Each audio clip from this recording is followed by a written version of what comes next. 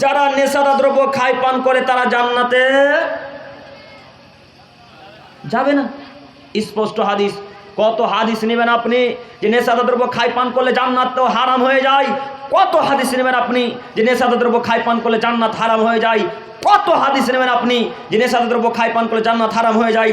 আয়াতের পর আয়াত, হাদিসের উপর হাদিস, আয়াতের পর আয়াত, হাদিসের উপর হাদিস, আয়াতের পর আয়াত, হাদিসের উপর হাদিস। আমি বলতেই থাকবো, আপনারা শুনতে খাঁচতে যাবেন ইনশাল্লাহ। আপনাকে আমি কি দিয়ে বুঝাই রাসূলের বিবরণ?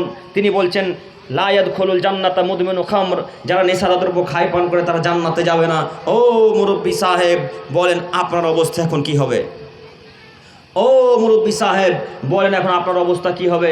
এই যে সামনে শীত আসছে, কম ঠান্ডা পড়ে গো ফজরের সময়। যারা ট্যাঙ্কির পানিতে উজু করে তারাই বুঝে ট্যাঙ্কির পানি কত ঠান্ডা। ট্যাঙ্কির পানিতে উজু করেছেন কেউ? বাপ রে বাপ, ঠান্ডা, মনে হচ্ছে হাত কবজি খসে পড়ে যাবে, তাই না? অতীব ঠান্ডা। তো মুরব্বী সাহেব, আপনি সকাল ফজরের আগে উঠেছেন, উঠে বাড়ি থেকে হাতে গোল নিয়েছেন, আর মাজতে ডড্ডাতে একবারে মসজিদে দিকে চলে আসছেন, দিয়ে ফজরের সলাৎ এই ঠান্ডা পানিতে উজু করলেন। বলেন তো দেখে মুরব্বী সাহেব, আপনার এই সলাৎ কবুল হয়েছে কি হয়নি? হয়নি। তাহলে এত শীতে, এত ঠান্ডাতে, এত গরম বিছানাকে ছেড়ে, এত মোটা ল্যাপ চাদরকে ছেড়ে বেরিয়ে এসে কোনো লাভবান হওয়া গেল? কোনো লাভ হলো? কোনো লাভ হলো না। তাহলে আজকের পর থেকে এইগুলোর মুখে লাথি মারতে পারবো ইনশাল্লাহ?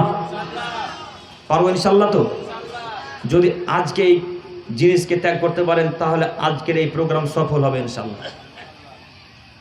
আর যদি মনে করেন যে না, আব্দুল করিমের বক্তব্য শুনতে ভালো লাগে তাই গিয়েছি, এই আশাতে যদি আসেন তাহলে 1 ইঞ্চি পরিমাণ আপনার উপকার হবে না।